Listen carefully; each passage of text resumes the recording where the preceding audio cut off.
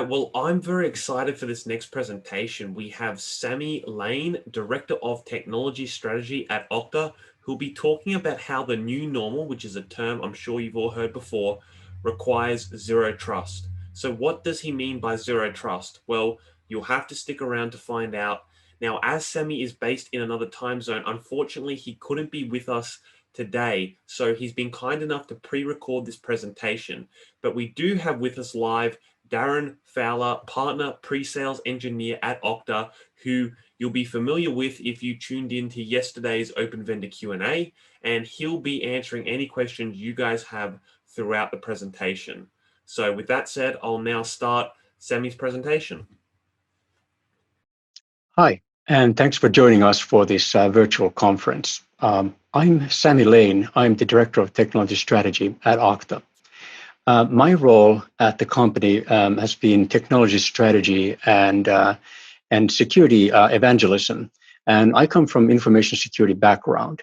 Now, if you look at the information security landscape and the talk of adopting zero trust, one of the big things that have changed quite a bit is the changed way on how corporations are treating the information security assets in the face of the global pandemic. Now, in New Zealand, the situation was handled very differently than in many other countries. And the return to normalcy and office work was much more rapid. But we see changes happening in the way corporations are actually using their assets and the way they are handling information security that has changed because of this pandemic. It showed us some of the challenges that we have in treating information security assets, in a way that we did before, and open up an opportunity to do something slightly different. Now, if we look at what happened globally, we immediately saw as the pandemic started moving through the countries, a shift in attacks as well. And FireEye researchers, for example, saw a campaign that was targeting Canadian organizations starting around March 18. They were sending phishing emails specifically targeting for COVID-19 relief and was installing Zeus Sphinx malware along with it. And a similar banking Trojan and other attacks appeared for all kinds of corporations targeting information. One of my favorites was an email from CDC saying that they need to control an outbreak and you should send donations with Bitcoin. Now, of course, all of this is to be expected.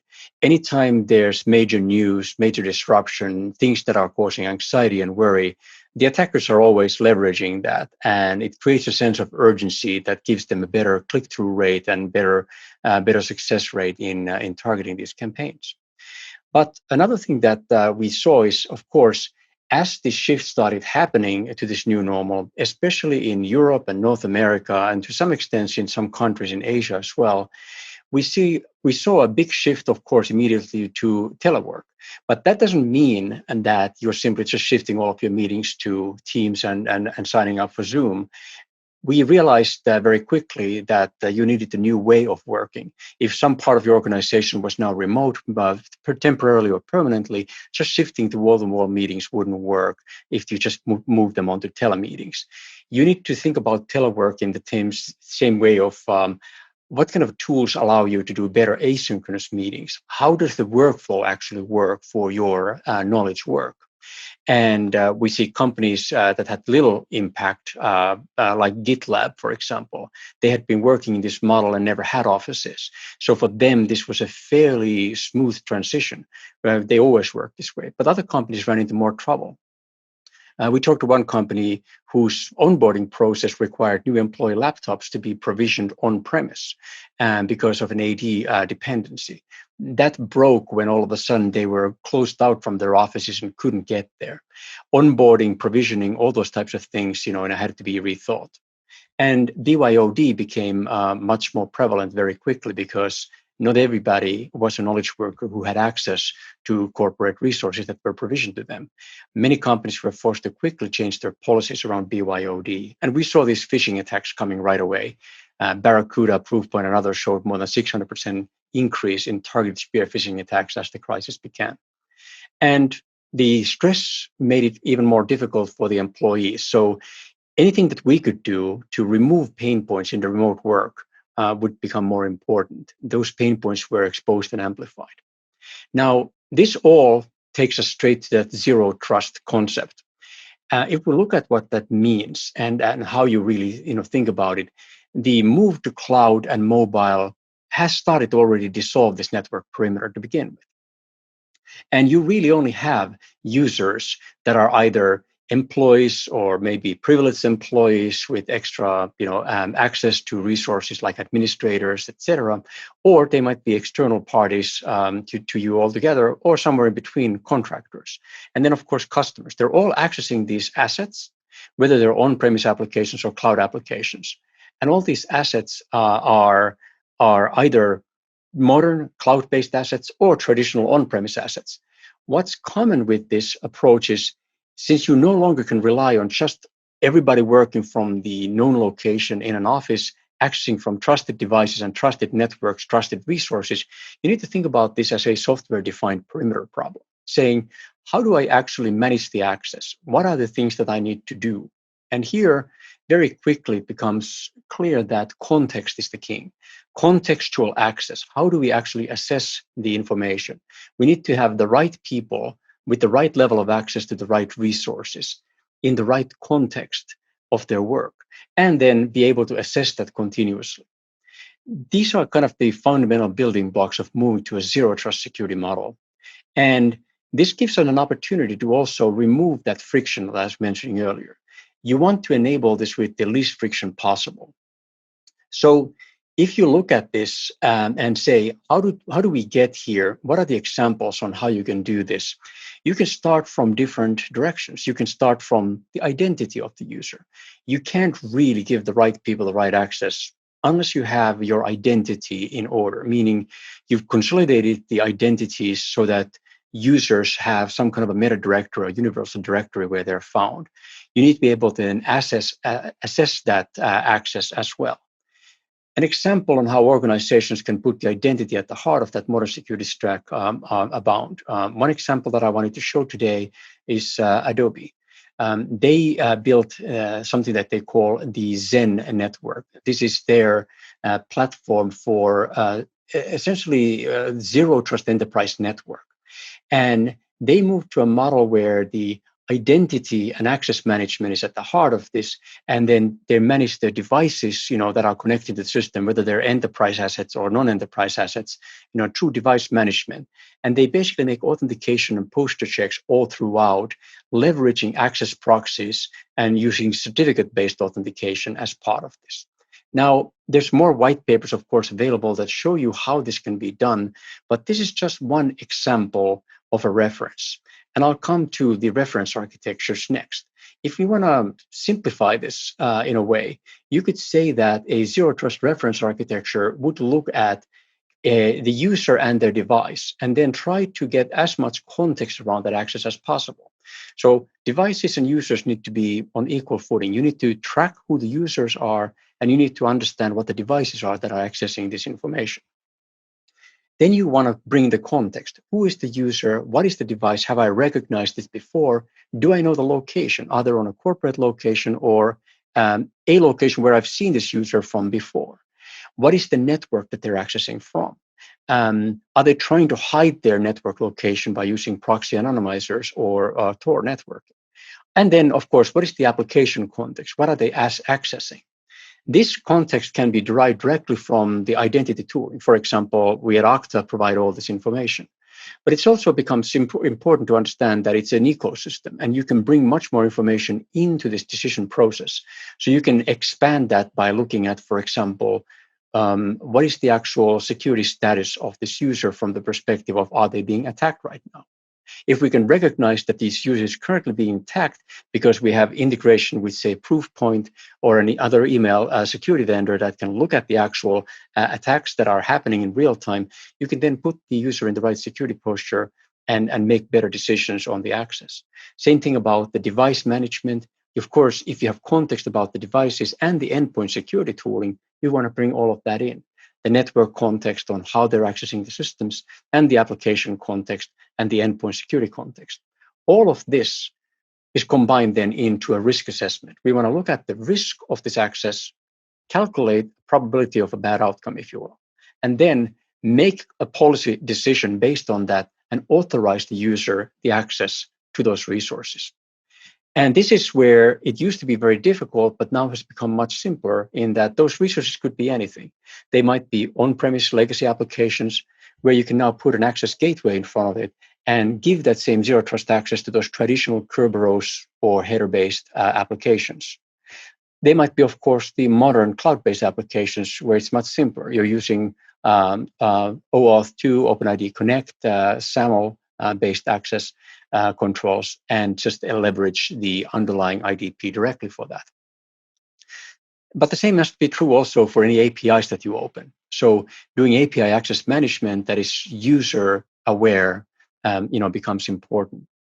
And then if you're accessing the underlying infrastructure like servers, for example, you can move that access pattern to server access as well, where users are no longer using keys to access servers, but they're using their identity-based certificates that are issued to them in real time that grants the access to that resource. These are the types of integrations that have enabled the move to zero trust in a much, much more rapid way than traditionally was thought possible. You can take all of this context and apply it to any application in any environment, whether they're applications that are custom, hosted on-premise or a colo or in the cloud, or SaaS applications that you're simply consuming. And of course, all this information about this access becomes very, very important for the security outcomes downstream. So we then feed this information, the rich identity context, into downstream applications like security operations and analytics and orchestration tools, and also get the information back from there. For example, if your security operations determines, through user behavior analytics, for example, that some type of access is high risk, you should bring that back up into the identity stack, block access for that user, put them into an investigation queue, etc., and basically try to limit any damage that might be in progress. So all of these arrows here between the analytics and orchestration and the actual authorization, access control, auth stack has to be bidirectional. Now, if we look at then the actual usage of zero trust and where are organizations around that, we've commissioned several studies at Okta that looked at the actual prevalence of this approach and how corporations were dealing with it. So I want to take you through a couple of key findings on that report, and then I'll give you the URL where you can go download the full report for free.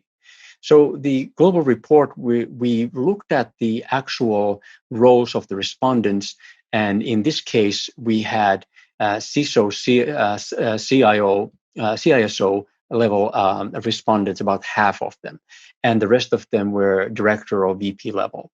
And the organizations that we surveyed were mostly large organizations with more than 5,000 employees, but also a pretty good size of medium and small as well in the mix. And the geographic breakdown represented 29 different countries. It included APAC as well. So the takeaways from this, we saw that there was a big rise in zero trust adoption worldwide. In North America, we saw a 275% growth year over year. But also, if we look at the respondents in Australia and New Zealand, we saw that the initiatives were gaining momentum. About 50% of the respondents had actually zero trust initiatives, already underway. So Australia and New Zealand were essentially the trailblazers here, and Europe was lagging far behind. The second takeaway was looking at the identity and access management maturities, that North America was fairly mature.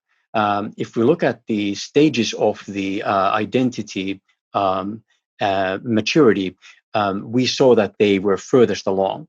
And I want to take here a quick segue and talk about that.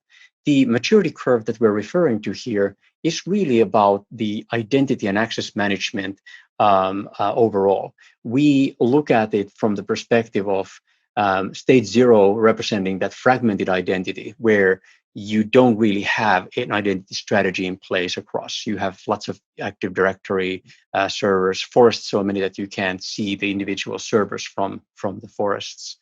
No cloud integrations and passwords kind of spread everywhere. In stage 1, we define this as where you have single sign-on now established across the organization, including contractors and partners. And then stage 2 is where you acted through context-based access. Stage 3 is where you move to fully risk-based access and have enabled things like passwordless, frictionless access. So these were kind of the maturity model building blocks, if you will. Now, if you look at this back into that context on where we saw the actual maturity curve, we saw that in stage 3, less than 10% of the companies in Australia and New Zealand found themselves in this bucket. For stage 2, we saw about 20%, and in stage 1, about 45%. So we see that most of the organizations are still fairly early in the adoption curve. But at the same time, we found that one of the shifts that was happening was the API economy shifting this strategy internationally. In Australia and New Zealand, we saw that 30% of the companies had implemented projects to secure API access, and that was mostly driven by need for collaboration. So we saw that a lot of these web-enabled applications were leading the way. The fourth key takeaway here is looking at the contextual access itself. And we wanted to understand more deeply what kind of information access matters most. And we looked at the different types of indicators that corporations were putting in place. What were the controls that they wanted to leverage? And if we look at the 2019 and 2020, we saw that the device management and device security posture was rising. Mostly, we saw that the lightest weight, which is, have I simply seen this device before? Is this known device or not? That rose most. That came up to about almost 60% of the organizations leveraging that. Physical location based on IP geolocation also rose rapidly. Whereas the importance of the network context of saying, hey, am I in the corporate network or not? Importance and reliance on that dropped dramatically. This was interesting because it showed that the corporations were now moving to that model where the network is no longer the root of trust. Instead, we're taking the full context of the access and the user and the devices into account when we make that decision. The fifth key takeaway here would be really assessing what were the barriers to adoption.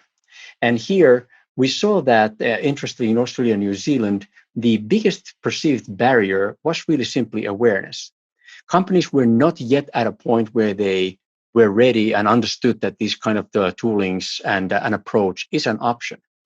The stakeholder buy-in was much less of an issue. We saw that being a major barrier in complex world's largest organizations, where you obviously have a lot of constituents, often geographically distributed constituents that need to be brought onto the same decision. But the cost concern and stakeholder buy-in were much less of a concern in ANZ as it was elsewhere. Talent and skill shortage also was shown to be less of an issue. Whereas the technology gaps were perceived to be fairly large compared to some other areas, like, for example, Europe. Here, it is really about having the right technology stack so that you can bring on all of the tooling.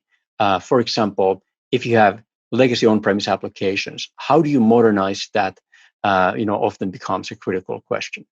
And that's where tooling like access gateways and cloud edge-based solutions often can be great lever points where you don't need to retool or refactor the existing applications. You simply delegate the authentication into a layer that's intercepted, either with an access gateway or some kind of an edge proxy. Now, these were the key findings that we had in this study. And overall, if you look at the landscape and what we learned in talking to customers through this crisis, was the biggest takeaways for me were where the adoption was often rapid and the adoption was essentially forced. we had customers who had been planning moving into a zero trust security model and had a 24-month roadmap to do so, who were forced to do those changes in just a couple of weeks. Examples of that would be, for example, Capital Group, a global wealth management and financial investment company. They had thousands of employees who all of a sudden had to work remotely, and they accelerated their timeline to go to zero trust dramatically. They had 98% of their workforce working remotely within 5 days. And the security posture that they were able to put in place allowed them to maintain the corporate security, and the compliance that they had to show. Another great example of that was FedEx. FedEx had to move all of their employees working virtually, and they accelerated their timeline dramatically and went live with all of the key applications essentially in one weekend. This was a massive acceleration of the original plan. These types of things are possible now with modern tooling. A lot of times people feel like they can't take on these projects because they take too long to implement, or they have to swallow a whole elephant in one bite. However, you can often identify that if you start from the identity-centric approach to zero trust, you can identify the key applications and the authentication authorization choke points. And if you can basically put your lever there where you can do that full contextual assessment, look at your tooling that you have already invested in and bring that data and knowledge and context in, and then make contextual decisions on when should you be prompting for authentication, when should you be prompting for second factor experience, etc. You can often make these big changes in a much more contained way than it would seem on the surface. Now, with that, I wanted to then point you to a couple of resources. We have published this global report on zero trust. You can go to Okta's website to download it. Here's a shortened URL on bit.ly/global ZT report 2020. And you can dig in more into the data that I was just referring to. Another great resource for you is you can go to okta.com/zero trust assessment and essentially do a free identity and access and zero trust self-assessment where you can go and look how your organization's readiness looks like. And it gives you essentially a way to look at the roadmap and see what kind of projects and programs might be the logical best starting point. Overall, when we looked at these surveys, we saw that about 16% of the organizations overall were on explicitly chosen zero trust journey that they had identified and called it as such. But 97% of the organizations were actually engaging in projects that were instrumental in establishing zero trust. So sometimes it's simply a matter of labeling things in a new way and understanding what tooling and programs and projects you have underway that can give you great leverage in moving to this new model. And with that, I want to thank you for your time. Thanks.